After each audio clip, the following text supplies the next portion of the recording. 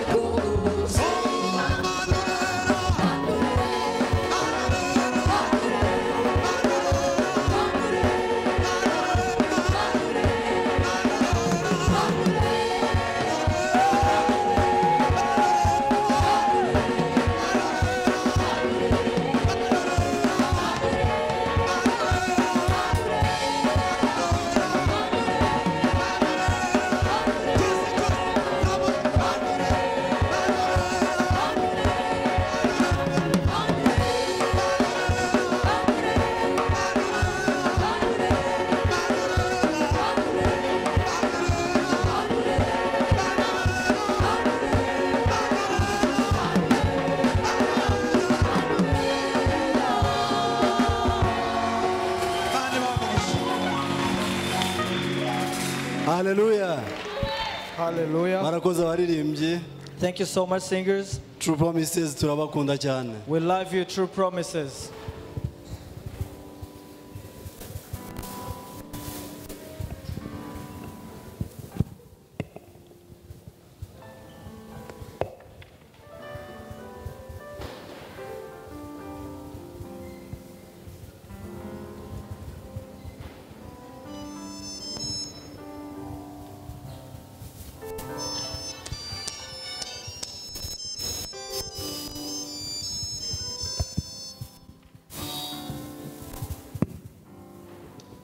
Alo?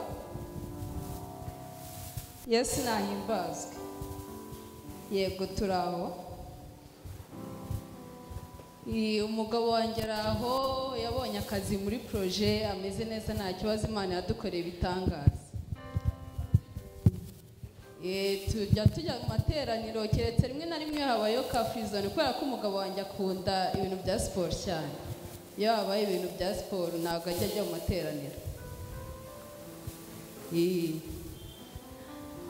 Ahubwo uretse reka ndewe ndumva ari gukomanga abanza ari uje zamwirirwe neza.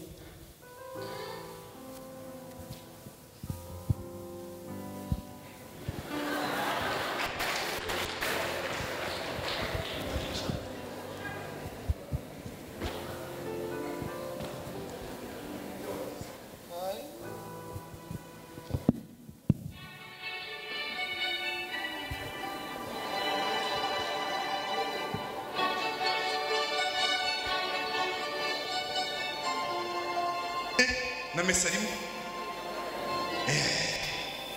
egosha. The match. I heard a very loud bang outside the stadium. No one really knew what it was. 3 minutes later, there was another bang, which was just as loud. That became rather worrying, and then news started filtering in. Mazee! Outside the stadium. umva we nakushaka ntubura ko dukora umupira Up to about 2,000 people standing umva on the field. They were told a few minutes later uyu mugoroba ni kokobi practically considering, oya umva wizane ibintu byo gukina sibyo abana muzane yewana ibintu byose birari tayari outside. Nese twaba twaragiye kwa Mbonyi tukabura kwa Patoranking walaye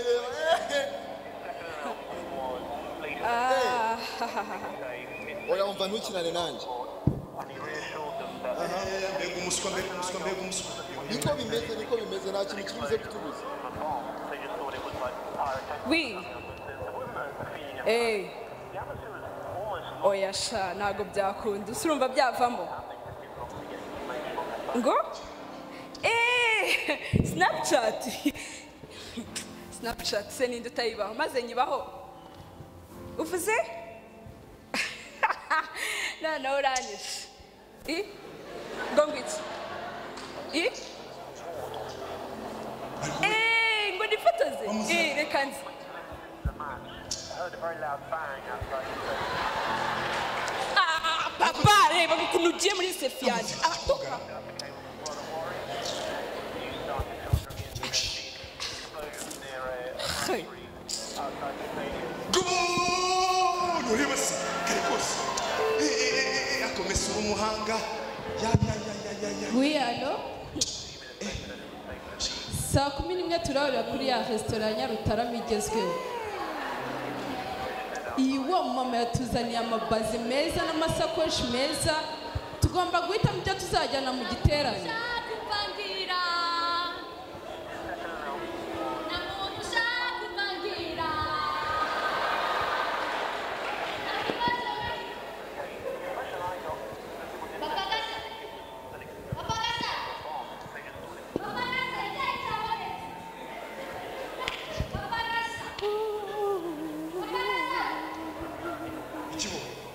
kibazo nda kimwe nshaka kwiteza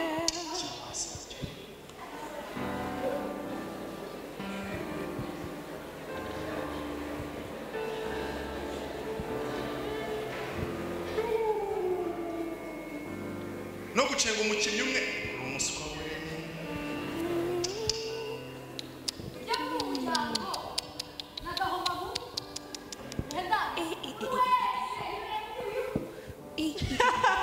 ifoto Mbega inkweto nziza. Allo? shyira mwiza muwe Allo?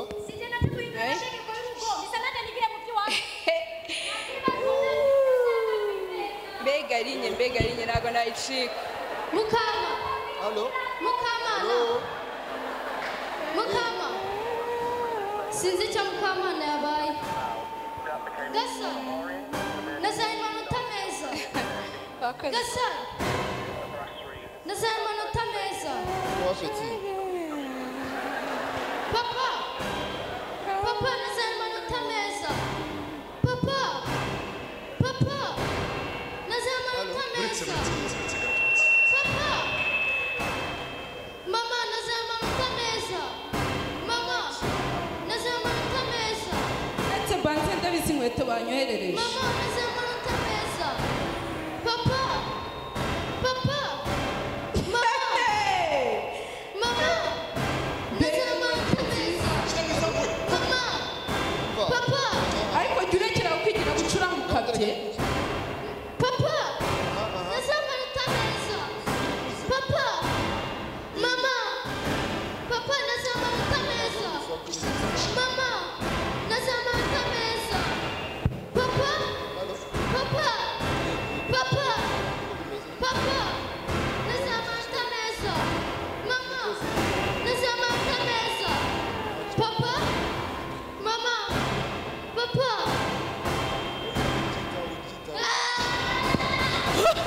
umwana wiki wiki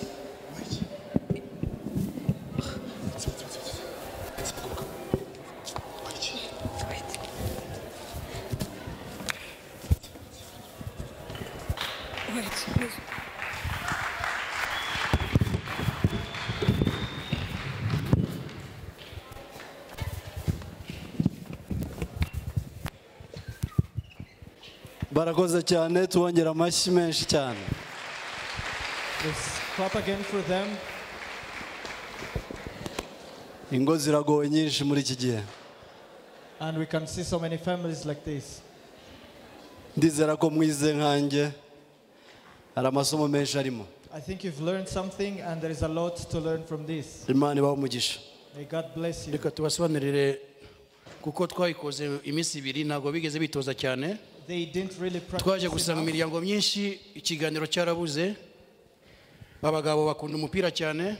Men like football match. Abakobwa n'abahungu bakunda Snapchat bya bindi byose byateye bitwa social media. Abagore kenshi batwarwa kandi mwabonye ko ari mu rugore rwose ujye usenga ni Yesu ashimwe igiterane ntabwo ajya abura. A prayerful woman and she was taken by something else. Bigera n'umwana aza avuye ku ishuri yazanye amanota meza nta muntu umwitayeho. To the extent the child comes in the home with sinzi kuri ya mwana mu gihe sinzi ko mu gihe gitaha azabona amanota. I don't know how she will make it in the next term. Babyeyi muri hano. But parents who are here. Rubyiruko ahungu n'abakobwa. Boys and girls. Papa na mama. Fathers, mothers. Tukiye kuganira mu muryango. Let's learn to communicate in our homes. Ari bidutwara umwanya cyane. Nashatse kubereka yuko ndiriya mu papa niko mutarebye neza hasi hari bitabo ni mu intellectuel. As you observed, the father is an intellectual man. Bakoni ni umukristo yarafite na Bibiliya. And he's also a Christian with the Bible. Iki kidutwara umwanya munini cyane. What takes our time most of the time? Umwana ashobora kuba yagize crise cardiaque ntawamenya. This child must have had a heart attack. Reka twizere hamwe n'Imana ko umwaka utaha tuzakomeza umukino Imana ibahe umugisha. Let's hope that we will play the same game the next year. God bless you. Imana ishimwe cyane. Praise be to God. Ndabasaba kugira ngo muhaguruke dusuhuzanye nk'abana b'Imana as children of God. Dusuhuzanye nk'abana b'Imana. Let's greet each other as children of God. Muri rusengero rwacu in our church dukunda gusuhuzanya. We love greeting each other. Rero waba uri muri rusengero cyangwa dukurikiye aho wicaye wawe mu rugo usuhuza umuntu kuri ruhande. Whether you are in this church or you are following us from home, please greet the person who is near you. Nitwa Kwizera Emmanuel. I'm called Kwizera Emmanuel. Ndi umuvugabutumwa. I'm an evangelist. Kandi ndi wo muri rusengero rwa Restoration Church Kimisagara. And I'm a member of Restoration Church Kimisagara. Imana ishimwe cyane. Praise be to God. Uyu munsi turakomeza inyigisho zacu. Today we're going to continue our teachings. Muri iki cyumweru cyahariwe inyigisho zijyanye n'umuryango. In this week that is dedicated to teachings concerning the family. Inyigisho ndibyigisha uyu munsi turiga kuguca bugufi mu biganiro. We are going to learn about humility in communication. Ndashaka rero kugira ngo dufungure Bibiliya zacu dusome mu rwandiko rwanditswe na Yakobo igice cya 3 umurongo wa 2. Umuntu ufite Bibiliya y'Ikinyarwanda ahasome kugira ngo dufatanye irwandiko rwanditswe na Yakobo igice cya 3 umurongo wa 2 kugeza ku murongo wa 12. We are going to read in James chapter 3 verse 2. Umuntu arabana bakunda kudufasha gusoma nanjye Bibiliya ndayifite ngiye hano ariko nagira ngo dusangire dusome umuntu ufite Bibiliya y'Ikinyarwanda asome. Someone with a Kinyarwanda Bible can help us to read. Yakobo igice cya 3 umurongo wa 2 kugeza ku murongo wa 12. James chapter 3 verse 2 to 12. Guca bugufi mu biganiro. Humility in communication. Ibice cya 3 kuva ku murongo wa 2. James chapter 3 verse 2 kugeza ku murongo wa 12. up to verse 12. Adusome mu izina rya Yesu. Amen. Haranditse ngo kuko twese ducumura muri byinshi, umuntu wese udacumura mu byo avuga aba ari umuntu utunganye rwose, yabasha no gutegeka umubiri we wose. Dore dushyira ibyuma byo kuyobora amafarashi mu kanwa kayo kugira ngo atwumvire, kandi dushobora guhindura n'imibiri yayo yose. Kandi dore n'inkuge nubwo zaba ari nini zite zikagendeshwa n'umuyaga uhuha cyane, ingashya ntoya cyane niyo izerekezaho umwerekeza ashaka. N'ururimi narwo nuko ururimi narwo nuko ruri n'urugingo ruto rukirarira ibikomeye. murebe namwe ishyamba naho ari rinini rite uburyo ritwikwa n'agashashi gato cyane. Kandi koko ururimi ni umuriro, yemwe ni ububi bungana n'isi. Ururimi rwashyizwe mu ngingo zacu nirwo rwonona umubiri wose, rukongeza kamere yacu yose, narwo rukongezwa na Gehinomu. Kuko amoko yose y'inyamaswa n'ibiguruka n'ibikururuka n'ibyo mu nyanja abantu babasha kubimenyereza kandi barabimenyereje, ariko ururimi rwo nta muntu wabasha kurumenyereza rwose. Ni ububi budatuza rwuzuye ubusabwe bwica. Urwo ni rwo dushimisha umwami Imana Data wa twese, kandi ni rwo tuvumisha abantu baremwe mu ishusho y'Imana. Mu kanwa kamwe havamo gushimwa no kuvuma. Bene data, ibyo ntibikwiriye kumera bityo. Mbese amazi meza n'akereta yabasha kuva mu isoko imwe? Bene data, umutini wabasha kwera imbuto za elayo, cyangwa umuzabibu wakwera imbuto z'umutini? Niko n'isoko itabasha kuvamo amazi y'umunyu kandi ngo ivemo n'ameza. Amen.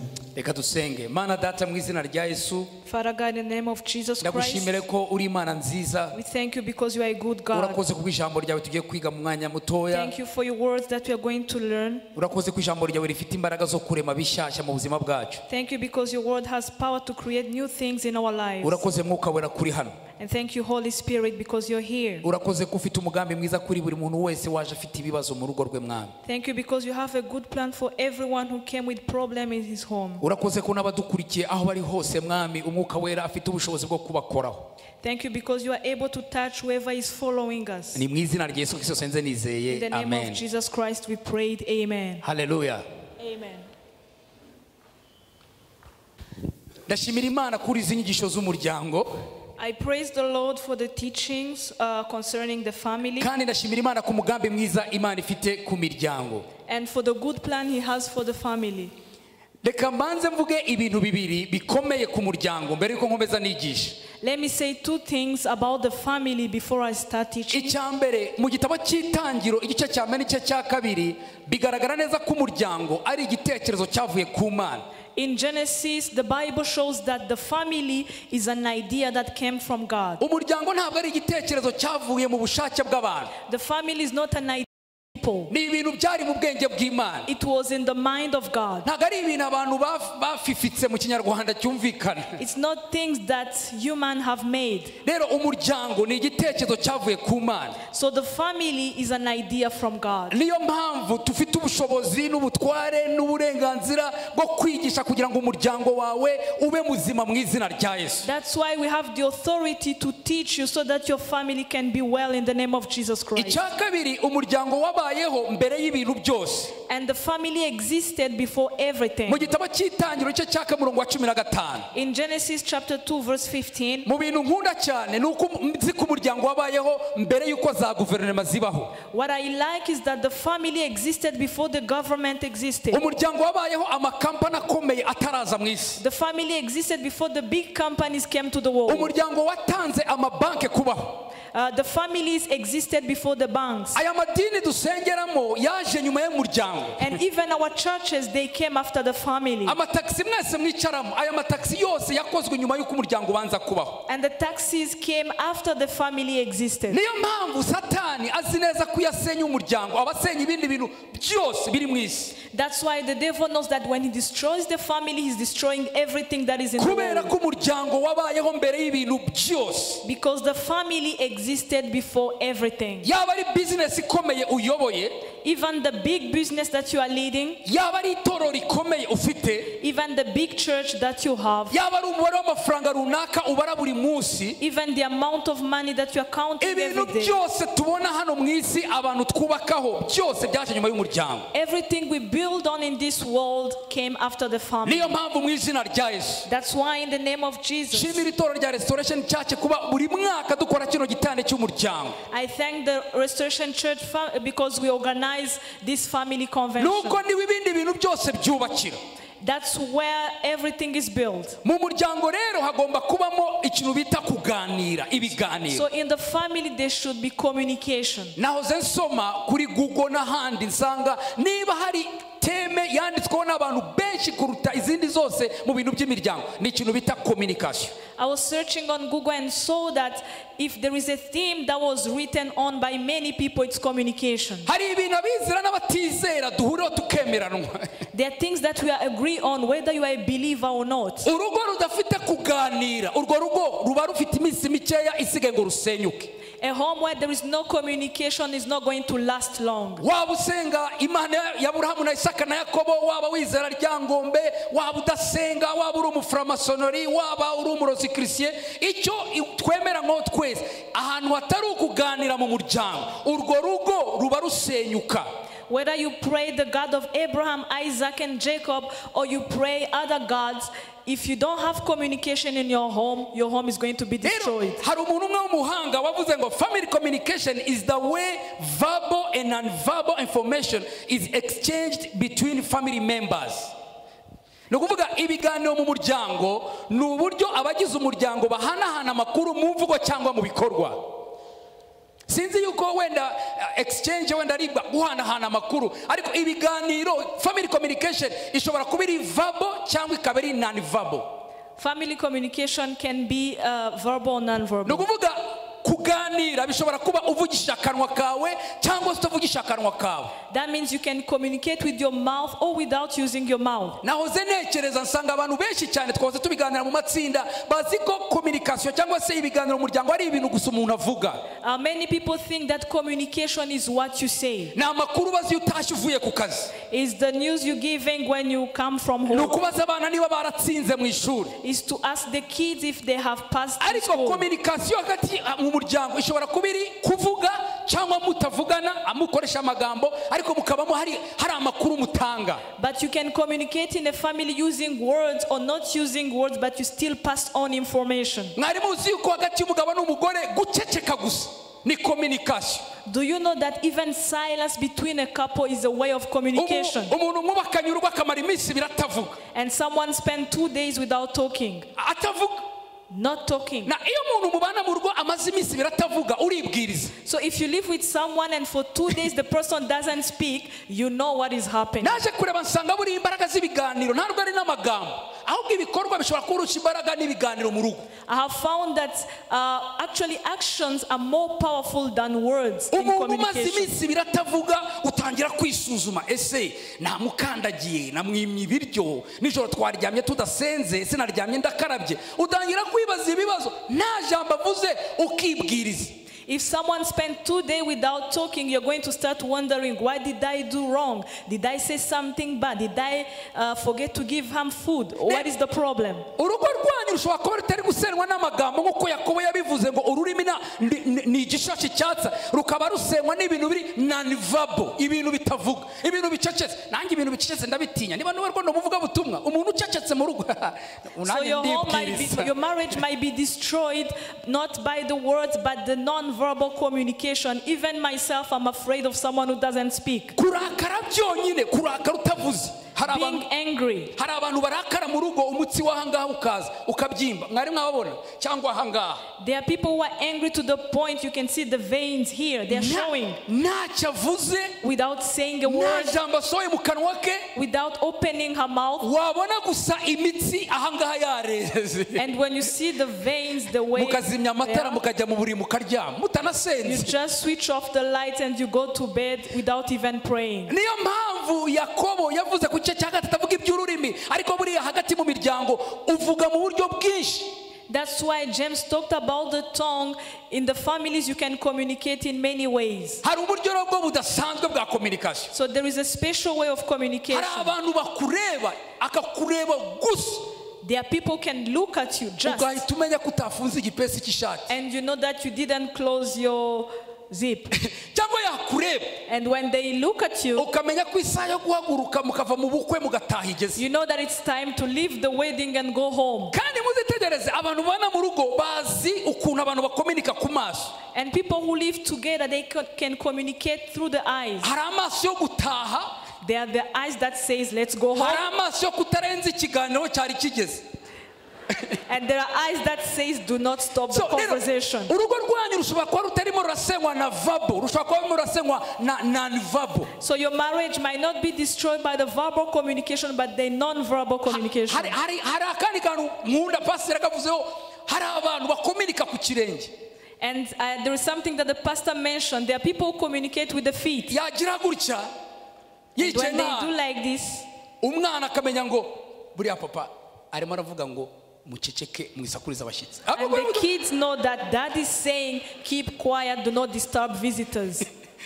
ariko hari n'abandi bahanga hari igihe areba akaguru akakirengagiza akazajya yirebera hari akaza kumya akirebesha nka hano And there are others who just ignore the feet. bantu b'Imana. People of God. Yakobo yaravuze mu gice cya gatatu James said in chapter 3 aravuga ngo umuntu udacumura mu byo avuga that the one who does not sin through what they say abasha kurinda umubiri we is wose. able to keep his whole body. n'uburyo tuvuga bufite imbaraga. So even the way we talk has ku murongo power. wa gatandatu aravuga ngo ururimi ni akanyama gato ngo rugakongeza umubiri wose. And he says that the tongue is small, but it can cause fire to the whole ku body. murongo wa 11 aravuga ngo akanwa gashobora kuvamo isoko nziza n'isoko mbi. And on verse 11 says that from the tongue can come fresh and salt nibyo turi water. bumye kuganira. So we're going to share about this. bakristo bene data Christians beloved, namwe bane muduteze amatwi. and you who are following us, ibiganiro ni ikintu gikomeye cyane. communication is very ahantu important. hatari ibiganiro ntabwo hashobora kubaho intimacy.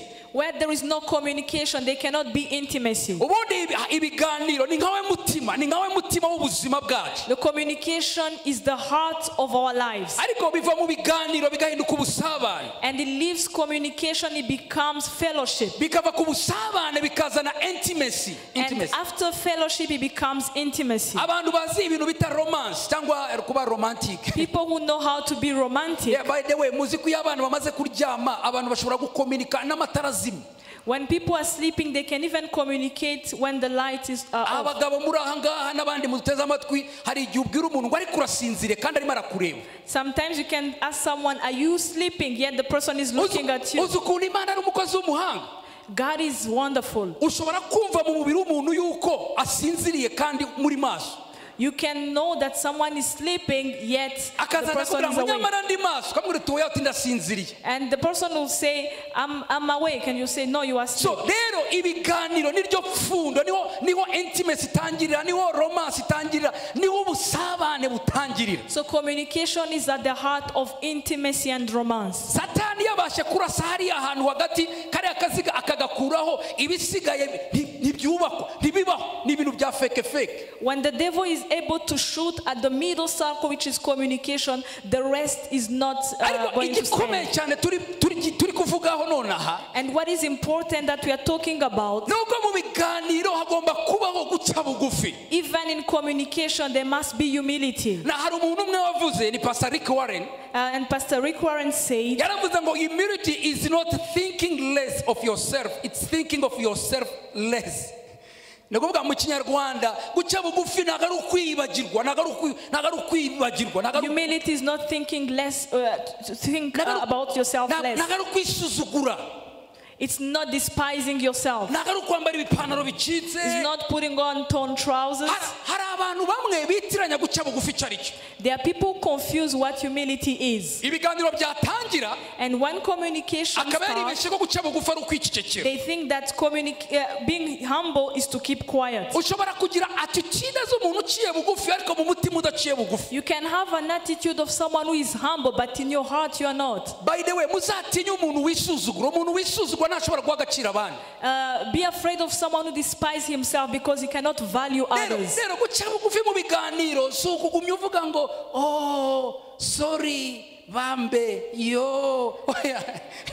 So humility in communication is not to say, oh, sorry, with a soft voice. hari abantu baza nk'ahantu mu bukwe cyangwa mu rusengero akavuga ati ngewe nca bugufi nzajya nicara hari inyuma. There are people who come to church or go to a wedding and say, I'm humble, I'm going to be sitting at the back. noneho waba wicaye ngaho inyuma ukazajya uvuga ngo iyo bamenye amafaranga afite. And then when you are seated at the back, you say, if they knew how much money I have. muri iyi minsi bwo kwambara ikabutura byo ntabwo bikitubwira ko uciye bugufi ko bigezweho. During these days, putting on a short doesn't mean you are humble, because it's trendy. ntabwo ari ikibazo cyo guceceka. So humility is not about keeping quiet, ahubwo guca bugufi ni ugutekereza ku bandi kurushaho, but humility is thinking about the others more. ni ugutekereza ku bandi Is to think think about others, hanyuma ukitekerezaho gakeya. and you think about yourself less. mu nyemerero mvuge vuba vuba ibintu nanditse hano byitwa ibyonnyi by'ibiganiro. So allow Ibyonnyi. me to talk about robbers of communication. Ya, ijambo ryitwa ibyonnyi ni ibintu byona, ni ukona. Robbers, they come to take your things. ndaza kuvuga ku guca bugufi ariko reka banze mbereke ibintu bita ibintu byona, ibyonnyi, robbers, ibintu Let me talk about robbers of communication. kubera ko kuganira ni ikintu cyangombwa bantu b'Imana. Because communication is very important. icya mbere mu byonnyi by'ibiganiro ni ikintu bita ibirangaza, distractions. And the first robber of communication is distractions. na abari kubireba nanditse hariya telefone na televiziyo, ariko si byo byonyine birangaza abantu. I wrote about the phones, the TV, but these are not the only ones. reka nkubwire mu rugo rwanyu ikibazo mufite. Let me tell you the problem that you have in your house. ntabwo ari uko mutari imfura pe mu It's not that you by'abanyarwanda, are not noble. nta nubwo ari uko mutakoze ubukwe neza, It's not that you didn't have a good wedding. nta nubwo ari uko mutize. It's not that you didn't study. hari abantu iyo barakaye bavana mu kinyarwanda bakavuga mu gifaransa. hari abantu iyo arakaye umva cyangwa yashyizemo indi vitesse mu kiganiro ahita avuga ikinyarwanda kuva akubisamo igifaransa akavuga ubu rero muroge magari amazi si yayandi. There are people when they are angry, they switch from Kinyarwanda to French, and you know that now it's serious. ikibazo mufite mu rugo rwanyu ntabwo ari uko umugore wawe atumva ururimi uvuga. The problem you have is not that your wife does not understand your language. ntabwo ari uko ari abana bawe badashaka kukumva, It's not that your kids not want to understand you, ahubwo hari ibintu bita ibyonnyi, hari ibintu byiza bikabiba ibiganiro. but they are robbers who come and steal your communication. bantu b'Imana, People of God, iterambere ni ryiza pe. development is good. televiziyo screen turazikeneye mu ngo zacu. We need the TVs in our home. nta na rimwe dushobora kumenya ibibaho n'ibitari kubaho tudakurikira amakuru. If we don't follow the news, we cannot know what is happening around the world. ariko niba hari ikintu nabonye kibi biganira abantu, But if there is something that steals communication, n'ariya screen dufite mu nzu zacu those n'ibiriya- screens that we have in our homes, umuntu aza kugusura mu rugo iwanyu someone come to visit you at home ugahita watsa televiziyo, and you switch on the TV. kandi ntabwo abaje muri sinema, abaje kugusura. And the person didn't come to the cinema, he came to visit you. naje kuobserva nsanga abantu baganira bareba televiziyo ntabwo baganira bazi ibyo barimo baravuga. And I have observed that people who talk watching the TV, they don't know what they are talking about. ibiganiro biba driven n'ikiri muri televiziyo. And the conversation is driven by what is on the TV. ujya kumva ukumva ngo urabona kari agakobwa ara, And then you hear like, do you see that girl? ukumva mu minota ibiri ukumva iby'agakobwa birarangiye bageze ngo ariko n'ariya amazi igihe yarabuze kuvuga sicyata. And then you hear, oh, in Gasyata there is no water. ejo bundi ukajya kubona ukantu bashyizeho ifoto y'imodoka ya ravafo yaguye ahantu ukavuga utari kuri agisida zaje ni ukuvuga And then you ibiganiro. see a picture of an accident, and then you start talking about the accident. na muzitegereze So please observe, abantu baganira televiziyo yaka people who talk when the TV is on, ntibaba bazi ibyo barimo baravuga. they don't know what they are talking about. bantu b'Imana, People of God, ntabwo mbabwiye ngo mukure televiziyo mu ngo zanyu, I'm not saying remove the TV from ariko your house, niba hari ikintu kibibira ibiganiro but if there is something that robs your ni communication, ukuganira mufite televiziyo. is to talk when the TV is on. kwaba abantu baje kubasura, These people came to visit you. ko umwana wawe arimo arakubwira amanota yabonye ku ishuri, Your child is talking about the grades he had at school. wabaye ujimije gatoya. Can you please switch off a little maze bit? imyaka 7 abazi iwanjye mu rugo nta televiziyo tugira. It's been 7 years, I don't have a TV. People come umudamu at umwe home, they yarambaje ngo know. none ubwo se mubona ibyo muganira. And then someone asked me, do you have topics for conversation? amakuru nayareba ngewe kuri laptop nkagera www.igihe.com ngahita menya amakuru ngakirika kama ibintu byose. I can go on internet and then know all the news around the world. rero niba narakuye televiziyo mu rugo iwanjye wigenda ngo uyikure kuko iyo I'm ni not saying experience remove the personnel. TV because that's a personal experience. ntubone ishitamba ngo utorwa wari wambaye komeza wirebere. You can continue to watch the buri TV. muntu wese agira uko Imana imubwira ibintu. Everyone talks with God bantu individually. b'Imana, icyo nabonye ni kimwe, But what I have seen, iyo televiziyo izimije when the TV is switched off, muba force yo kuvuga. you are forced to talk. You are forced to talk. muravuga You start talking. nshuti zanjye, My friend. noneho rero WhatsApp yateye. And then this WhatsApp Mfite that we have now, mfite WhatsApp nanjye I ndayikoresha. also have WhatsApp. I use it. Niba hari ibintu biri kutwiba ibiganiro. If there is something that is robbing our Ni communication, ibintu bita cyangwa ibintu byose turira ku matelefone. it's WhatsApp and all the things we see on the phone. Ntabwo mpinga WhatsApp, simpinga Instagram, simpinga ibyo bintu byose bya Facebook n'ibindi byose I'm not bibaho. against WhatsApp, Instagram, Facebook, and all those things. Ariko muzitegereze. But please observe, saa 7 z'ijoro at 1 a.m., ntunamenya n'ukuntu uri kuzamura ikiganza gutya ngo ushakishaho telefone. you don't even know how you are reaching out to the phone. Uzarebe nijoro ukuntu ureba WhatsApp. Look at the way you check WhatsApp in the Ubanza night. guhumbaguza gutya kubera ibiri You kukwica fast, amaso. because of the light, you can't see properly. Nshuti yanjye wakwiryamiye ko batari bukunome nijoro, nta n'inama y'abaminisitiri iba nijoro. Why don't you sleep? Because in the night there is no government meeting. Cyakora niba ukora mu nzego z'umutekano byo nibyo, ariko niba But if you are part of the wowe security nta services, gahunda yes. ejo uzajya kwicururiza Nyabugogo, none saa 7 urimo urahumbaguza gutya urimo urareba. You are watching, you are checking WhatsApp in the night, and yet in the morning you have to go Ibi and bintu sell. byose ni byiza, All those things are good. ariko ndabamenera ibanga nk'uko mwabirebye mu mukino. But let me give you a secret, as you saw in the play. Communication, it's all about heart to heart.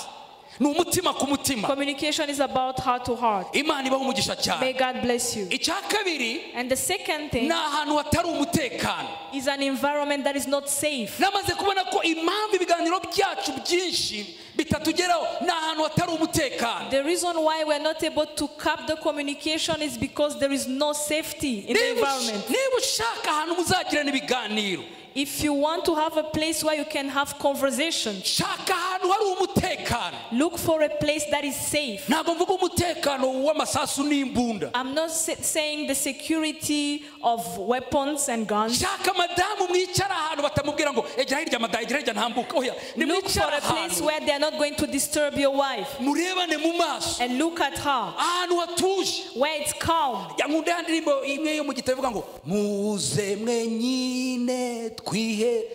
N'Imana ikunda ko mwihererana. None umwana w'umukobwa wakuye kwa nyirabu kwa nyoko bukwe ni ujyana muri Rwaserera, buri munsi ni muri gare Nyabugogo. Wamujyanye na mo Kigali nubwo nta restaurant haba, mukicara munsi y'igiti.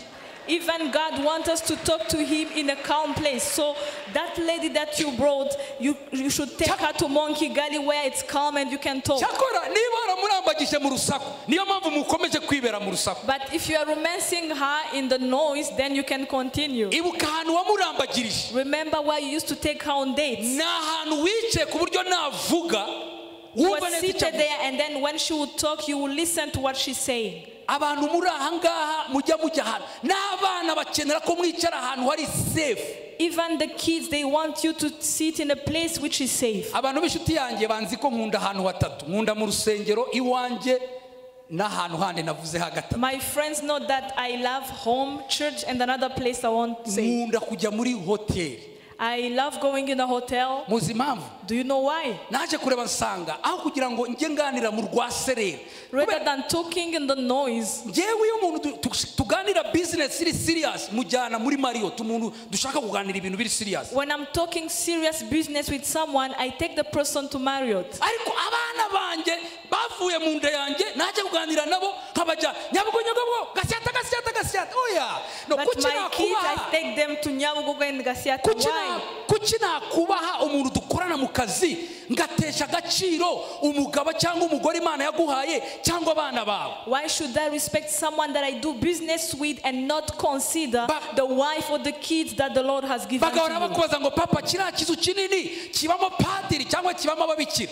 And children will ask you, that big house, who lives there, the priest or the nuns? bazi ko ariho ukora kuko niho They uhora. think you work there because you're always there. Niba mutanywa nta kibazo abakozi ba Marriott cyangwa Serena bara ugiye gusukaka n'amazi ntabwo bazagusora, bazagira ngo urarwaye cyangwa ni regime muzice And if you mwinywera go amazi. and ask for water, they won't Serious? take you out. They will think you are just sick. Wicare munywe n'amazi ariko mwicara ahantu hatuje. Sit down, even if you are drinking water, but sit down in a quiet place and talk. ndababwiza ukuri I'm telling you the truth. nababwiye ngo umutima w'ingo zacu ni mu biganiro. The heart of our homes is in the communication. icya gatatu cyo ni ibiganiro, ni ikintu cyitwa ubwibone. And the third robber is pride. bibiliya iravuga ngo The Bible says, umuntu wese muri mwe areke kwizirikana ubwe gusa ahubwo azirikane n'abandi. Abafilipi igice cya 2:4. in Philippians chapter 2 verse 4, the Bible says, each of you should look not only to your own interest, but bibiliya also iravuga to ngo the interest imana of irwanya others. bibone, God opposes the proud, ko ariko abacisha bugufi imana ikabashyira but hejuru. those who are humble, He lifts them up. abantu b'imana ikababwira ngo ubwibone ni ikintu gikomeye cyane mu bintu bigiye biganiro. Pride is one of the things that robs communication. murebe kariya kantu kanditse mu cyongereza ngo the biggest communication problem is we do not listen to understand, we listen to reply. nakuvuga ngo ikibazo gikomeye muri communication ntabwo abantu buriya ntabwo abantu bumva kugira ngo basobanukirwe, ahubwo bumva kugira ngo basubize. People do not listen to understand, but they listen just to reply. niyo mpamvu mada niba ukeneye ko umugabo wakumva uzamutwara ahantu hafite umutekano. That's why you, wife who is here, if you want your husband to listen to you, take him to a safe place. ntabwo barimo arashaka ukumva, ahubwo barimo aratekereza icyo gusubiza. ni ukuvuga ibyo umubwira ntabwo arimo arashaka kubisobanukirwa, ahubwo ndamusubiza ngo ukira. So when you are talking, he's not trying to listen, but he wants to think about what he will niyo reply. mpamvu ajya kurangiza ukumva aravuze ngo wikurirwa wirusha ibyo ndabizi. That's why at the end he just says, don't bother, I know ntiwamubwiye that. ko urushe, You didn't tell him you are tired. ntiwamubwiye ko unaniwe, You didn't tell him you are exhausted. mbese uvuga A kumva B. You say A, he listens B. bantu b'imana, People of God, ikintu bitwa ubwibone, pride, ibintu bitwa ubwibone, pride, ibintu bitwa ubwibone. this thing called pride. bwira umuntu ukuri iruhande ngo biragapfa. Tell your neighbor, pride is a bad thing. ubwibone, Pride, ubwibone pride, habe mu biganiro. whether in conversations. mva mbabwire kano kantu, Let me tell you this. ntukajye wibutsa abantu ko ari wowe mugabo mu rugo. Do not remind people that you are the husband in the home. iyo utangiye kwibutsa abantu ko ari wowe umugabo mu rugo, urugo When you ruba rwakunaniye. remind people that you are the man in the house, you are failing. uzi umugabo utereva ngo ntabwo muzi ko ari njye mugabo hano. Imagine a husband who starts saying, you know, I'm the husband, I'm the man in the house. ni indikateri y'uko utakiri umugabo muri urwo That rugo. shows that you are no longer the man in the house. muzitegereze umuntu ayobora inama ariko ntabwo muzi ko ari njye uyoboye inama. As someone is leading a meeting and say, don't you know I'm the one No, leading? you don't need to remind them. ntabwo ukeneye kubibutsa. You don't need to remind them niba that. uri umuyobozi barabizi. If you're a leader, they so know niba that. utangiye kwibutsa rero, So if you start reminding, ntabwo ari bibi ariko hashobora kuba harimo akabazo. it's not bad, but maybe there is a problem. bantu b'imana, People of God, reka mbabwize ukuri ihame ngenderaho. let me tell you the truth. My principle, ntabwo abantu bazakubahira ibyo wigize, abantu bazakubahira icyo uri cyo. people will not respect you because of what you made yourself to be. They will respect you because of who you are. ntabwo abantu bazakubahira icyo wigize.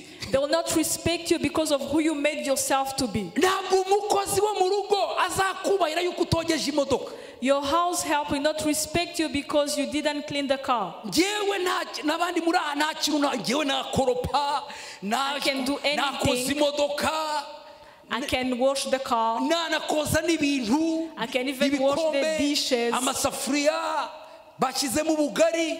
Where you had food in. ibyo se bizangura kuba papa kefa.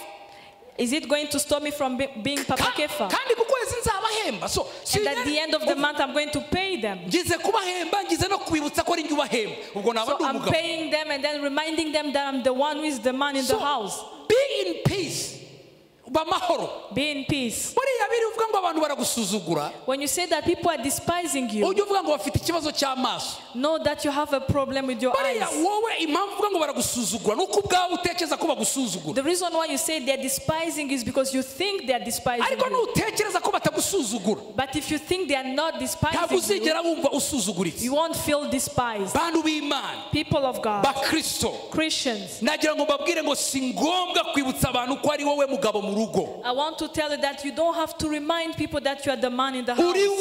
uri mama, You are the father. uri mama. You are the mother. muve mu bintu biri cheap. Stop the cheap things. hari ibintu biri cheap. There are things that are Hey, cheap. uyu mukozi yansuzuguye, This house help is despising me. mwibukane yanyise Margarita.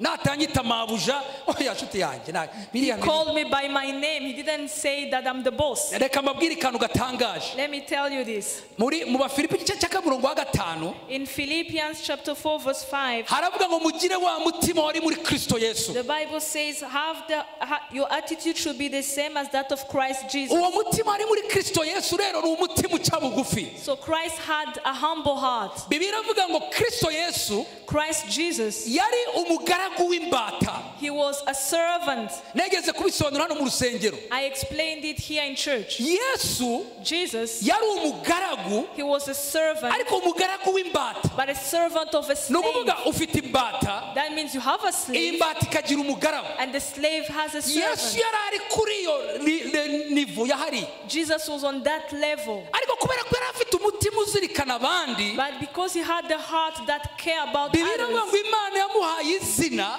the Bible says that God gave him a name riruta ayandi mazina yose. that is above every other name. mu bigaragara From what you could yari see, umugaragu w'imbata, he was a servant of a slave. ariko kubera ko yari afite umutima wo kuzirikana abandi, But because he had the caring heart, yahaga agaciro abandi. he gave value to others. bantu b'Imana ngo Imana yamuhaye izina riruta ayandi mazina yose. God gave him a name that is above every name. mwumva icyo mutagatifu Agustin yavuze. Yaravuze ngo it was pride that changed angels into devils. ngo ni ubwibone bwatumye abamarayika bahinduka amadayimoni. It's pride that changed angels into devils. or demons. ntabwo nshaka kubatuka, I don't want to insult you. ariko niba ugira ubwibone, But if you are proud, hari isano ufitanye na Satani. you have a relationship with the devil. kuko ubwibone nibwo bwahinduye abamarayika bahinduka abadayimoni. Because it's pride that made the angels to become demons. ariko nimwumva ikintu ngo it is humility that makes men as angels. guca bugufi nibyo bihindura abantu abamarayika. But humility makes people as angels. hari abantu bakorera ahantu mu kazi kubera guca bugufi bakazana amavuta y'ibyishimo. There are people who are humble in their work and then they bring an anointing of joy. sinzi ko riya jambo mwarisomye mu mubwiriza imigani 18:13. I don't know if you have read that verse in Proverbs 18 verse haravuga ngo 13. usubiza bakimubwira bigaragaza ubupfu bwe n'ubushizi bw'isoni. He who answers before listening, that is his folly and his shame. It's foolish to answer before listening. It's foolish. It's a foolish.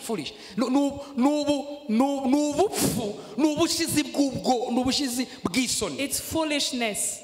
Now, murebe rero kubera ko ndashaka kurangiriza ku bindi bintu bitatu mbere yuko nsoza. I want to end on these three things. Hari umudokiteri umwe w'umuhanga witwa Rachel yaravuze ngo the most basic and a powerful way to connect to another person is to listen. Just listen. Perhaps the most important thing we ever give each other is our attention.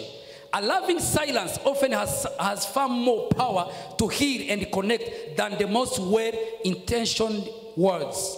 Nakuvuga ngo ikintu gikomeye ushobora guha umuntu kandi cyamukiza, the most important thing that you can give someone and that can heal him is to listen to the person. To listen to the person. So where there is pride in the family, people do not listen to each other. Rather, we give value to good speeches. You call the kids. And you stand like a former president in our neighbor countries. My wife and kids were seated here in front of me. My friend, you are living a drama in your house. You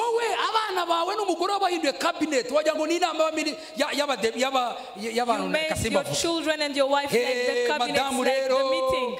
So you, my wife and my children seated here. I told you that no one is allowed to sit on that chair.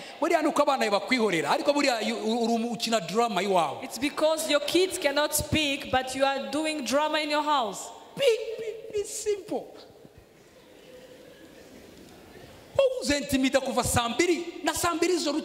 You intimidate from the morning up to the evening. Intimida kumanywa uko nibakuzi ariko mu rugo ube star à domicile. You can intimidate during the day because those people, they don't know you, but at home be a star. Uziko hari abantu bagera mu rugo nibakuremo na karavati. There are people who arrive at home, they can't even remove the tie. Yaba vuye muri sala agiye muri toilette akagera nk'umuntu uca kuri secretary. When they move from the living room to the washroom, they walking like they're passing through their secretary. Shuti yanjye uzi urugo icyo ari cyo? Do you know what a home is? Urugo ni ahantu Imana yateguye ngo ube wowe. A home is where God prepared so that you can be yourself. Niba mu rugo rwawe uri muri drama, if you are living in a drama in your ejo house, uzaza urebe Pastor Aaron, please come and see Pastor Aaron so that he prays for you. Ubwo si byo bintu uzabimara n'imyaka 60. Are you going to live like that for 60 Uhora years? wigengesereye. You are Uhora wigengesereye. serious. N'abana babigisha ukuntu bavuga. You have even taught your kids how to speak. Iyo bagiye kuvuga baravuga ati nyakubaho rero papa watubyaye. When they are about to speak, they say, Excellency, Dad. Urwo si urugo. That's not a home. Iyo ni company mwituriyemo. That is a company. Niyo mpamvu utinda mu kabari. That's why you stay long. Kuba mu kabari ntabwo wazana ibyo byo ngo banyakubaho rero naje gusengerera mu kabari. Habari televiziyo, habari ibi mu kabari bikora ibyo shaki. In the bar, there is TV and there is entertainment. Umuntu umwe yaravuze ngo there is someone who says, niba ushaka ko abana bawe na madamu we bahinduka abamarayika, if you want your kids and your wife to be like angels, hindura urugo rwawe ijuru. Make your home like heaven. Kuko abamarayika ntabwo batura muri Gehinomu. Because angels cannot live in hell. Wowe urashaka ko umugabo wawe n'abana bawe bahinduka abamarayika kandi urugo rwawe ni Gehinomu. You want your husband and your kids to be angels. Yet your house is hell. Ariko Imana ishimwe. Praise be to God. Ko Imana ifite umugambi mwiza. Because God has a good plan. Kugira ngo uyu mugoroba Imana ihindure urugo rwawe. So that he changes your house this evening. Mu minota ya nyuma rero nsigaranye. So in the last minute, reka mbabwire ibintu bitatu bishobora kudufasha guca bugufi mu biganiro. Let me tell you 3 things that can help us to be humble in communication. Icyambere ni ukuba umunyakuri. The first thing is to be honest. Abefeso igice cya 25. Ephesians 4:25. Bibiliya iravuga ngo nuko mwiyambura ibinyoma umuntu wese avugana na mugenzi we ukuri. Therefore each of you must put off falsehood and speak truthfully to his neighbor. Reka mbabwire ngo ibanga rikomeye mu gutuma ibiganiro mu rugo bigenda neza mu guca bugufi. The most important thing to help communication in the house nukuba umunyakuri, is to be honest. Ntukaba umubeshyi. Do not lie. Ntukabeshye. Don't be a liar. Ntukabeshye. Don't be a liar. Kubeshya ni bibi. Lying is bad. Bibiliya iravuga ngo Satani ni se w'ibinyoma. The Bible says that the devil is the father of lies. Ntukabeshye. Do not lie. Ntukabeshye n'utuntu dutoya. Even in small things. You are losing trust. Uri gutakaza kwizera. You are losing trust. Nareka mbabwire biriya bintu bitatu bikomeye. So let me tell you those 3 things. I'm talking about the first point. Honesty, integrity bizana trust. Nukuvuga ubunyakuri kongeraho ubunyangamugayo bizana kwizerwa. Honesty and integrity brings trust. Murabizi kimwe mu kibazo gikomeye ufite mu rugo rwawe. The biggest problem that you have in your home nuko bazi kubeshya is because they know that you are a liar. Barabizi. They know. Warababyaye nibyo. Yes, you have given birth to them. Cyangwa ni ba papa wawe. Or maybe it's your father. Ariko bazi ko ntago bagutrusting. But they don't trust you. Babwiza ukuri. Buriya. Let me tell you the truth. Ikintu cyatuma ndemisiona muri AAA aho nkorera. One thing that will make me resign in AAA where I work. Umunsi navumbuye ko batantrustinga. Nukuvuga umunsi nabonye ko abakozi bacu batakinyizera. The day I see that our employees no longer trust me, nahita nandika urwandiko nk'aho. I will just write the resignation letter. kubana n'abantu batakwizera. It's very difficult to live with people who don't trust you. Uzi gukorana n'abantu badasiga amasakoshi muri biro kubera kurimo. Do you know working with people who can leave their handbags in the office because you are there? Uzi ko umuntu ufite umutima ukomeye. You are very strong. Abantu bose iyo hari bacinga biro when you are there, everyone closes the office, closes the drawers. Maze mu gitondo ukabyuka ngo ngiye ku kazi keza Imana yampaye. And then in the morning you wake up and say, I'm going to work. Wewe watakaje icyizere. You have lost trust. People, they don't trust you.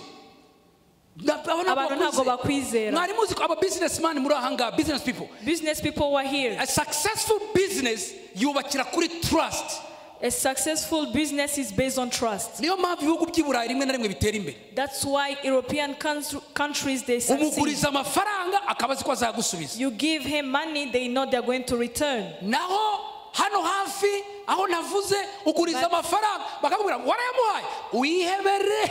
But here close by, when you give money, they will tell you, did you give money to that person? You won't get it. My friend, if you want to build a humble communication, don't lie. If your wife says that she does not trust you, you can even stop the car and say, I'm not going to work, I'm going to first solve this. You don't trust me, Dad. When someone calls you on the phone and say, where are you? And you say, I'm nearby in Gatsata. And the person asks, is it true you are there?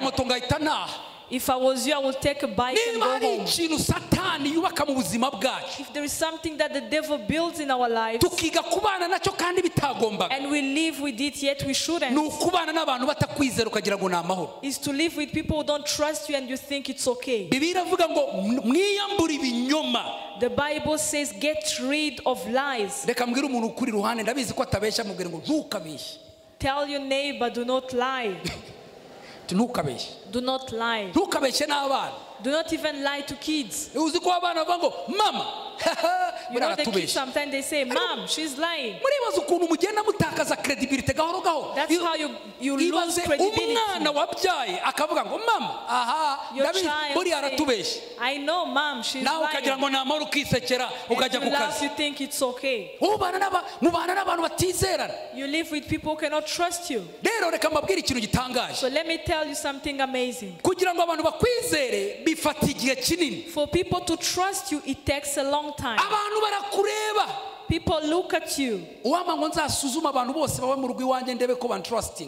I could observe all the people who live in my house and know that they trust me. Because when you live in a place where they don't trust you,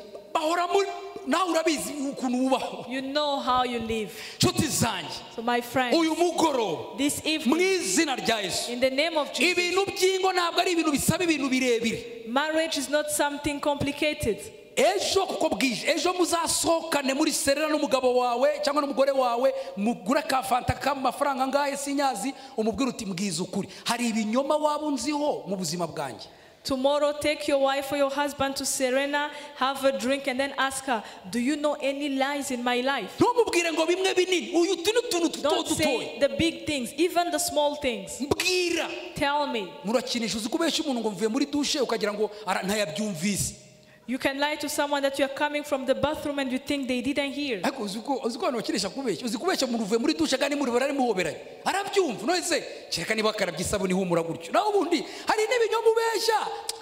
lies that you make and people just get you. We don't resign in our homes. But if there is something that can make you resign, is when people no longer trust you. And people don't trust you because of this. Because you have lost credibility because of the small lies. And observe properly. People who are hiding something, those are the ones who cannot let you talk and finish. They have self-defense mechanism. You start talking something, then they are like, oh, they know. They know that I was near the stadium. And then they start looking at things, other things like the dishes, kids, school fees. Oh, I'm even going to sleep. There are some reactions you see and you know that's not the problem. The reason why there is discord is because there is a problem somewhere. So my friend, a home that has peace is where the husband and the wife and the kids and even the house helps, they trust each other. You know, if your house help could say, my boss, she cannot lie. Please, if your house help can say that, please come, I will buy you coffee. Having a house help who says, my boss, she cannot lie. It's a value. It gives you confidence. When you're not hiding anything, and your heart is not accusing you of anything, you are bold. Listen to what this person said. Trust is the glue of life. Trust is the glue of life. And the second thing, the second pillar is to keep your tongue. I'm not going to say a lot about this because I read in James 3. People of God, your tongue. That's where I started. Communication is verbal and non-verbal. Communication is verbal and non-verbal. So your tongue, if it wasn't a problem of hygiene, I would have asked you to all touch your tongue. It's a very small thing. But it can set the whole home on fire. And your home can be set on fire. So our tongue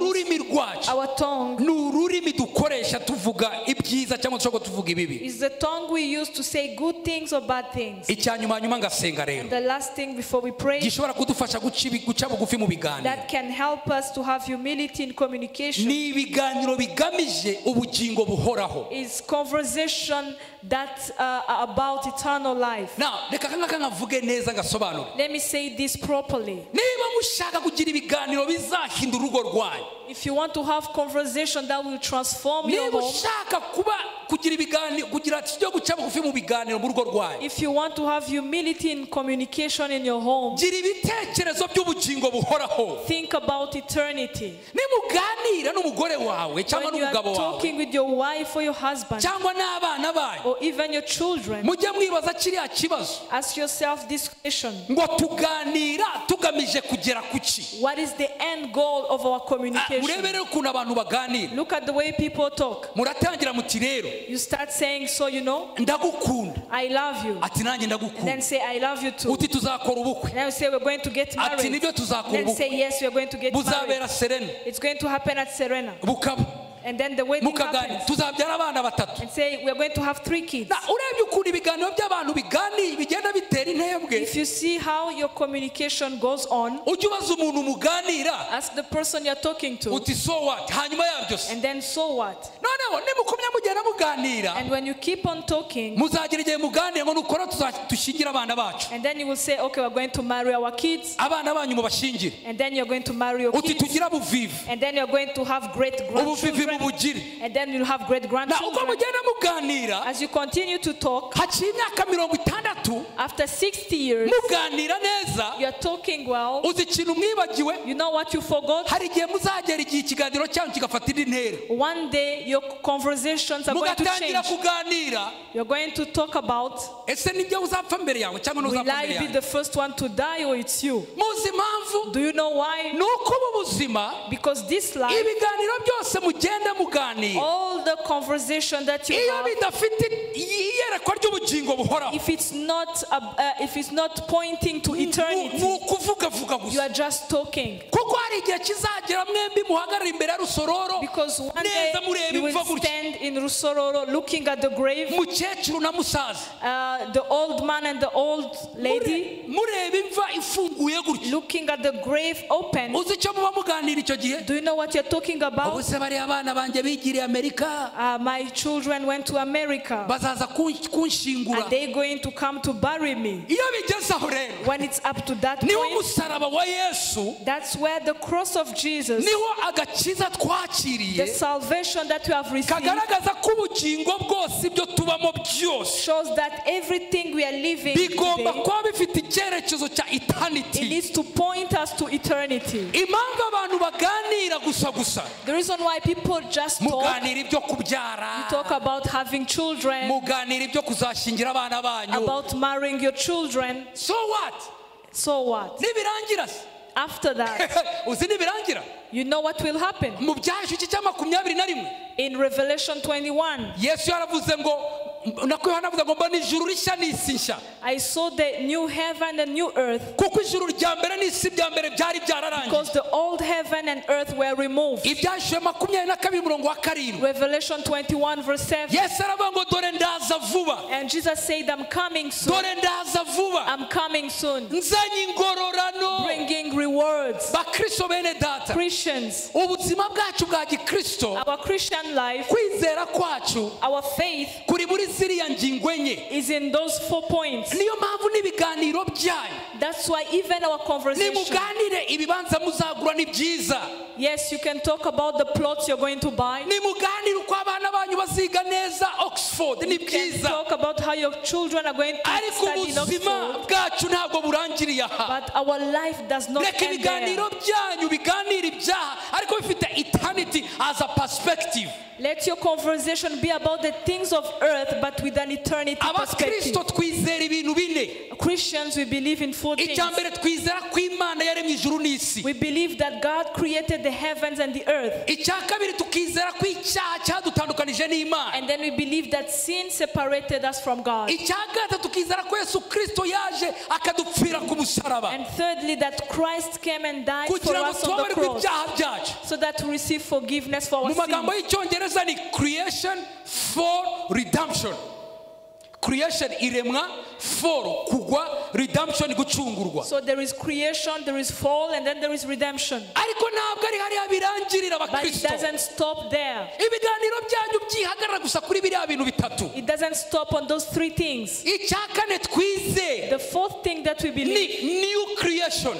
is the new Iyi creation. si izarangira. This world will pass. Iyi si ifite iherezo. This world has an end. Iyi si ifite iherezo. This world has an Niyo end. mpamvu Yesu Kristo yazutse. That's why Jesus Christ rose again. Yaravuze ngo iyo mu ijuru hataba hari amazu simba ngiyeyo, And he said, if there are no houses in heaven, I ariko will not go ngiye there. kubategurira aho But I'm going muzaba. to prepare you a place. Bagabo muri aho, Men who are here. abagore batabaganiriza iby'ubugingo buhoraho, If women are not telling you about ujye umubwira ngo eternity, uranshuka. tell her you are lying to me. Umugabo utakuganiriza ibintu biri by'ubugingo buhoraho, A husband who doesn't tell you about eternity. urugo rutaganira ibya abana n'ababyeyi ngo bavuge ngo ibi byose tuganira. If children and parents do not talk about this, uzi ikintu kizakubabaza, you know what will make you nugera sad? mu ijuru ntubone madamu wawe, If you go to heaven and you don't see your wife, nibwo uzamenya ko ibiganiro mwivugiraga gusa. that's when you will know that your conversation was just talking. Bantu b'Imana, People of God, mureke ibiganiro byacu let our conversation byubakire kuri biriya bintu bine. be built on those 4 Dore things. ndaza vuba. I'm coming soon. Bagabo muri aha, abagore muri aha, abana muri aha, Husband, wives, and urugo children are rwanyu here. rufite perspective iri eternelle. Does your home has an eternal Iyo perspective? muganira mwumva musunika ibiganiro byanyu ku bugingo buhoraho, Does your conversation lead you to eternity? cyangwa you are just enjoying here?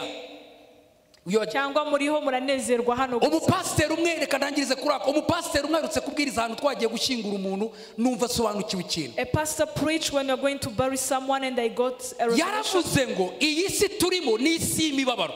And he said this world is a world of suffering. Aravuga ngo na Yesu yaravuze ngo wasiwe ubonye ishyano. And even Jesus said, all to you, all to the world. None aravuga ngo kubera ko abantu bamenyereye imibabaro, But because people are so familiar with suffering, iyo umuntu agiye gupfa, when someone is about to die, kugira ngo nyine ave mu mibabaro ajyanywe mu bugingo buhoraho, and leave the suffering and go to kubera ko eternity, twamenyereye iyi mibabaro akapfuye, because we are so familiar with turasenga ngo suffering, mana wimutwara naguma aha rwose, we pray and say, Lord, please do not take this person, do not take this person, Please don't disappoint us. kubera kumenyera imibabaro. Because you are so familiar with umupasiteri aravuga ngo ibaze ko n'umwana avuka bakamurya ikinyunguti kugira ngo arire. Imagine that even a kid who is born, they make him cry. yadusobanuraga ko iyi si y'imibabaro, And this world of suffering, iyi si y'ibibazo, this world of problems, iyi si y'ibingibi mucamo, this world that you are passing by, ifite iherezo. it has an end. ibiganiro bizabacisha bugufi mu rugo rwanyu So the communication that will make you humble ni ukuganira mufite icyerekezo cy'ubugingo buhoraho. is to talk with the perspective of eternity. ntimwishuke. Do not be deceived. amazu azarangira. Houses will pass. turayakeneye. We need them. ariko ngo dore ndarema ijuru rishya. But I'm creating a new world.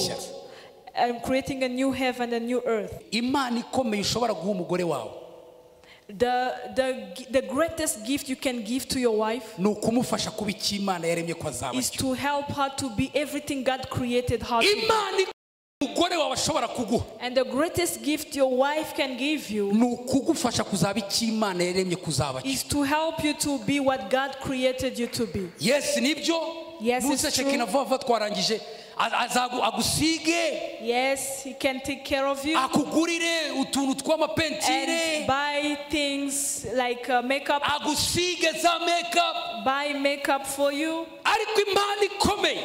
But the most important thing, imana ikomeye, the most important thing, umwana wawe ashobora kuzaguha, and the greatest gift that your child can give you is to help you to be everything God created you to be. twese dufunze amaso yacu. As we close our eyes, mwihangane n'abasohoka iminota 5 gusa ndaba ndangije gusenga. just be patient. 5 minutes, I'll be done with twese prayer. dufunze amaso yacu imbere y'Imana. As we close our eyes before God, nagira ngo utekereze ku muryango wawe. I want you to think about your family ibiganiro mugani and the conversations that you have.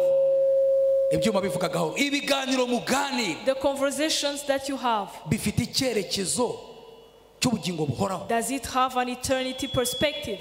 ibintu muganira mu rugo rwanyu, The conversation you have in your house, attitude zanyu mu rugo mu biganiro your byanyu. attitude in your communication. iyo witegereje umugore wawe, When you look at your wife, ubona gufasha kuzagerayo. do you think she helps you to get there? iyo witegereje umugabo wawe, When you look at your husband, ubona gufasha kuzagerayo. does he help you to get there? uyu mugoroba, This evening, Yesu ari hano. Jesus is here. Yesu ari hano. Jesus is here. Yesu niwe tangiriro. He's the beginning. niwe ufite urufunguzo rw'ubwo bugingo buhoraho. He has the key of eternal life. Bibiliya iravuga ngo ufite uwo mwana afite ubugingo The buhoraho. Bible says the one who has the son, he has eternal life. ibanga rizagufasha guca bugufi mu biganiro mu rugo, And the secret that will help you to be humble in your communication ni ukumenya ko iherezo rya buno buzima riri bugufi. is to know that the end of this life is near. ni ukubaka urugo rwawe nk'urwubaka nk'abazajya mu bwami bwo mu ijuru. Is to build your home like you're going to heaven. umunsi umwe Yesu yabajije umugabo umwe w'umutunzi ukomeye cyane. One day Jesus asked a rich man, aramubaza ngo byakumara iki gutunga iby'isi byose, and he said, what will benefit you to have everything in the ariko world ukambura ubwo bugingo buhoraho. but lose your life? Yesu niwe rufatiro. Jesus is the foundation. Yesu niwe rufatiro. Jesus is the foundation. Yesu niwe urugo rwanyu rukeneye. Your house needs Jesus. Yesu niwe rufatiro rw'ibiganiro. He's the foundation of communication. uyu mugoroba ndashaka kugusengera. So this evening I want to pray for you. ndashaka kuguha amahirwe. I want to give you an opportunity. ushobora kuba waragerageje ibintu byinshi mu buzima. You might have tried a lot of things in your life. ushobora kuba waragerageje ibintu byinshi mu buzima bwawe. You might have tried a lot of things in your life. wagerageje ibintu byinshi. You have tried a lot of things. ndashaka kuguha amahirwe. But I want to give you an opportunity. ngo ugerageze na Yesu mu rugo rwawe. To try Jesus in your house. uhamagare Yesu mu rugo rwawe. Try and call Jesus in your. uhamagare Yesu mu buzima bwawe. Call Jesus in your life. uhamagare Yesu mu rugo rwawe. Call Jesus in your home. kuko niwe alpha ni nawe omega. Because he's the alpha and omega. umuhamagare uyu mugoroba. Call him to this evening. umubwire uti Yesu. And tell him, Jesus, ndagukeneye mu rugo rwawe. I need you in my home. ndagukeneye mu buzima bwanjye. I need you in my life. mu izina rya Yesu. In the name of Jesus. abaririmbyi baturi imbere gusa akarimbo gagufiya. The singers are going to sing a short song. fata umwanya wo kubasengera. And then we're going to pray. akarimbo gato gusa kandi mwihuse.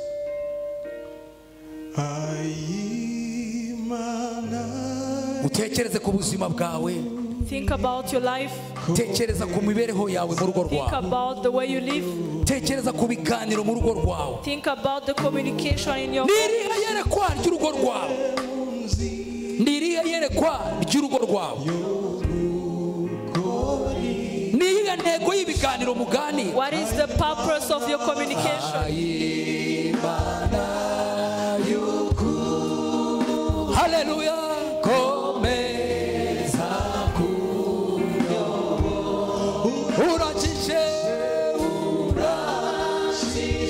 urakoze mwami Yesu urakoze mwami Yesu yo gukora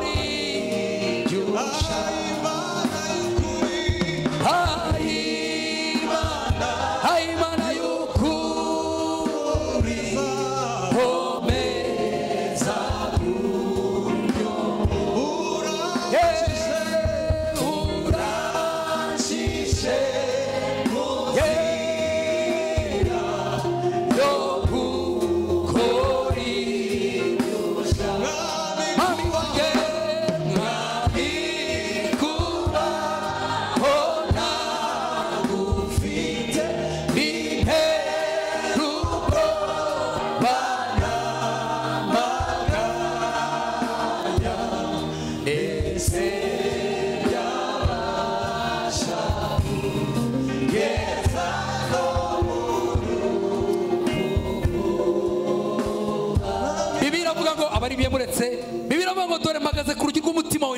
The Bible says, I'm standing at the door of your heart and I'm knocking. And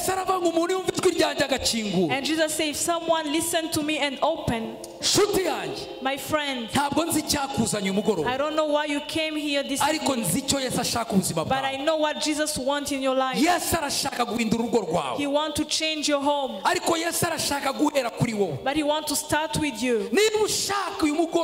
If you want this evening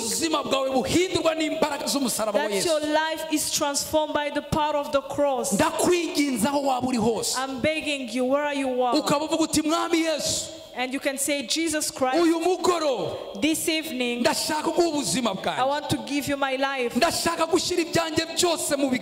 want to put everything that belongs to me in your hands. I want to open my heart so that you are my king. If you are seated in this church and you need to give your life to Jesus, please lift up your hand where you are and say, Jesus Christ, I'm here. No one can help me. No one can change me.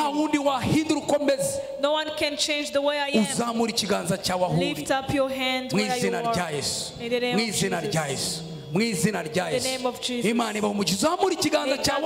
Please lift up your hand and say, Lord Jesus, this is lift up your hand and say, I'm here, Lord Jesus. Those who have lifted their hands, may God bless you. And those who are following us wherever you are, Jesus has a plan to save you. Lift up your hand where you are. May God bless you, those who have raised their hands.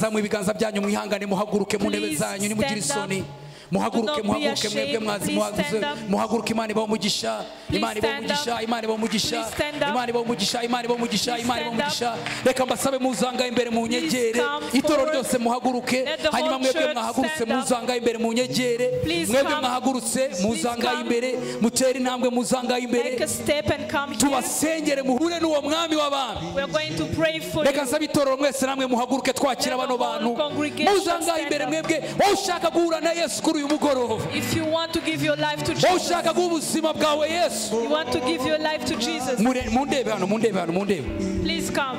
Mundebe hanga muhaguruke mwese itoro mwerekeza ibiganza kuri bano bene data Raise your hands. nawe niba usigaye ahure And if you are remaining in your sins, ukaba ukeneye guha ubuzima bwawe Yesu and you want to give your life to Jesus, ukaba ukeneye kwinjira muri ubwo bugingo buhoraho and you want to enter into eternal Yesu life, niwe mpamvu y'ibiganiro byacu Yesu niwe mpamvu y'ibiganiro byacu. Jesus is at the center of our Yesu communication. niwe mpamvu y'ingo twubaka. He is our reason. Yesu niwe mpamvu yo kubyara kwacu. He is the reason we give birth to children. Yesu niwe mpamvu yo gutunga kwacu. He is the reason why we have possessions. Imana ibahe umugisha mwebwe murangaye imbere. God bless you those who are here. Reka nsaba itoro ryose mwerekeze ibiganza kuri bano bene Ask the whole data. congregation to raise your hands. Mwebwe murangaye imbere. Those who are here in front. Abari inyuma mucetse gatoya. Mwebwe murangaye imbere Those who muzamura are ibiganza here, byanyu. please raise your hands. Reka nsaba abantu bashinzwe aferi imisoma kugira ngo muze mwegere bano bene I will data. ask the team that is in charge of discipleship to come forward. Musubiremo iri sengesho. Repeat this prayer. Musubiremo iri sengesho. Repeat this prayer. Muvuge muti mwami Yesu. Say, Lord Jesus. Mwebwe muranga imbere mwami Yesu. Cyangwa nawe niba uneze amatwi uri iwawe mu rugo cyangwa wicaye mu cyumba uri hose. Wherever you are. Usubiremo iri sengesho uvuge ngo mwami Yesu. Say, Lord Jesus. Uyu mugoroba. This evening. Numvise ubujambo ryawe. I have heard your word. Ndagushime ko ari ubugingo buhoraho. I thank you because you are eternal life. Uyu mugoroba Yesu. This evening, Jesus. Ndakwakiriye. I receive you. Ngwino muri njyewe. Come in me. Umbere umwami. And be my king. Umbere umukiza. And be my savior. Mwuka wera. Holy Spirit. Ngwino muri njyewe. Come in my heart. Ngwino muri njyewe. Come in my heart. Umbabarire ibyaha byanjye byose. Forgive me all my sins. Uyu munsi ndakijijwe. Today I'm saved. Mbaye umwana w'Imana. I'm becoming a children of God. Reka mbasengere mu izina rya Yesu. Mana data mu izina rya Yesu. Sengeye bano bana bawe mwami baje ahangaha. Urakoze mwami ku uyu munsi mu ijuru mu bwami bwawe hiyongereho undi mubare w'abana bawe mwami.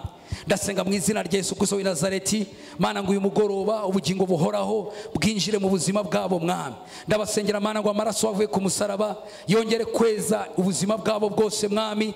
Amazina yabo tuyasibye mu gitabo cy'urupfu yandikwe mu gitabo cy'ubugingo mwami. Urakoze ku uyu munsi abana bawe mwami binjiye mu muryango w'itorero ryawe rizima mwami. Reka ubaha imbaraga zo kunesha, reka ugendane nabo mwami. Abafite ibibazo mu ngo zabo reka mwami mu izina rya Yesu ubambike imbaraga zo kunesha mu izina rya Yesu. Urakoze mana bw'agakiza ubahaye mu izina rya Yesu. Amen. Imana ibaho umugisha.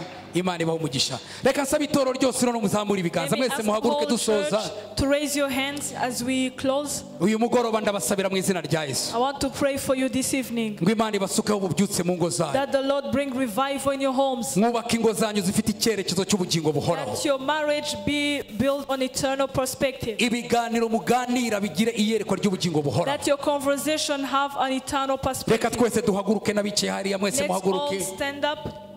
Muzamura ibiganza byanyu imbere y'Imana. And raise your hands. Hanyuma mbasabira umugisha. And I'm going to pray blessing over you. Igiterane kizakomeza ku munsi w'ejo. This convention will continue tomorrow. Ariko ndabasabira mu izina rya Yesu. But I pray in the name of Jesus. Ngo amahoro y'Imana agendane namwe. That the peace of God be with you. Ingo zanyu zubakire ku rufatiro ruzima. That your marriage be built on a solid foundation. Ingo zanyu foundation. zubakire ku kuri.